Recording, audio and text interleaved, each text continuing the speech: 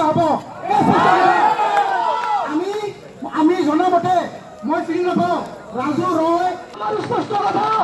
আমি প্রত্যেকটা ঘরে ঘরে ভিজিট করেছি অলরেডি আমি ইচ্ছা করলে সভাপতি রিজওয়ান আহমেদ সাহেব বক্তব্য রাখবেন ওনাকে আপনাদের সামনে বক্তব্য রাখার জন্য অনুরোধ জানাইছি থেকে তো কোথায় এবিপি সিংনাং শ্রীরামপুর সমষ্টির প্রার্থী হিসেবে ঘোষণা করেছেন না নাই আজি আপনাদের চাও ওইসন কৃষ্ণ তাকে ইউডিপির সক্রিয় নেতা আছিল তারপরে রিজাইন দিয়ে তাকে তো কংগ্রেসের নাই দরকার বিটিসি কংগ্রেসের কাম নাই বিটিসি কংগ্রেসের কাম নাই মুর্দাবাদ বাহিনী কংগ্রেস মুর্দাবাদ পাগল কংগ্রেস মুর্দাবাদ পাগল কংগ্রেস মুর্দাবাদ পাগল কংগ্রেস মুর্দাবাদ সুবহান আলী হাই সুবহান আলী গো ব্যাক সুবহান আলী গো ব্যাক সুবহান আলী আমাদের এবি অংশের গোসাইগাঁও জেলা সমিতির সভাপতি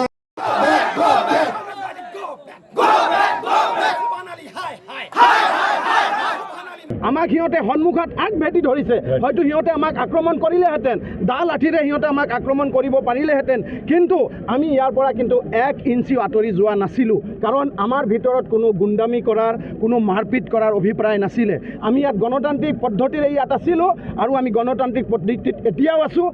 মুঠতে কথাৰ ওপৰত কথা এটা হ'ল আপোনালোকে জানে যে সুবহান আলী চৰকাৰ নামৰ যিজন কংগ্ৰেছৰ দালাল এজন আছে আমাৰ এই বিটিচিত ভোট বিভাজন কৰাৰ কাৰণে কোটি কোটি টকা খাই আজি যি আমাৰ মাজত এক উদ্ভণ্ডালি এক ৰণকৌশল সৃষ্টি কৰিছে তাক আমি গৰিহণা জনাইছোঁ চিমুলতাপুৰবাসী ৰাইজে আমাক 100% 100% সঁহাৰি জনাইছে আমি ঠিক তেনেদৰে ইয়াত সভা চলাই আছোঁ তো হঠাৎ ইয়াত দুজন ব্যক্তিৰ নেতৃত্বত এজন হ'ল গফুৰ আলী শুনামতে তেওঁ গাঁওবুঢ়া হয় আৰু মিণ্টু আলী নামৰ দুজন মানুহৰ নেতৃত্বত 15-20 জনীয়া মানে উদণ্ড যুৱকৰ মই ভাবোঁ সিহঁতে ড্ৰাগছ আৰু গাঞ্জা চাঞ্জা খাই ইয়াত আহিছে আহি যি এক অস্থিৰ পৰিৱেশৰ সৃষ্টি কৰিছে এয়া নিন্দাজনক দুৰ্ভাগ্যজনক গৰিহণাজনক গতিকে মই ভাবোঁ এই চিমুলতাবাসী ৰাইজ 99% ৰাইজ আজি আমাৰ লগত আছে আৰু আপোনালোকে এই বস্তুটো চালে এই ৰাইজৰ ইয়াত জমায়িত চালে আপোনালোকে সমাগত চালে আপোনালোকে গম পাব আজি আপোনালোকে চাওক সিহঁতে কিমান দূৰ ইয়াত উদ্ভণ্ডালি কৰিছে ইয়াত এই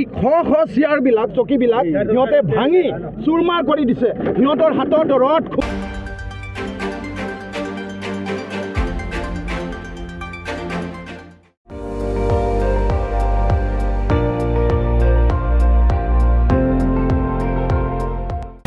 আপুনি চাই আছে ND24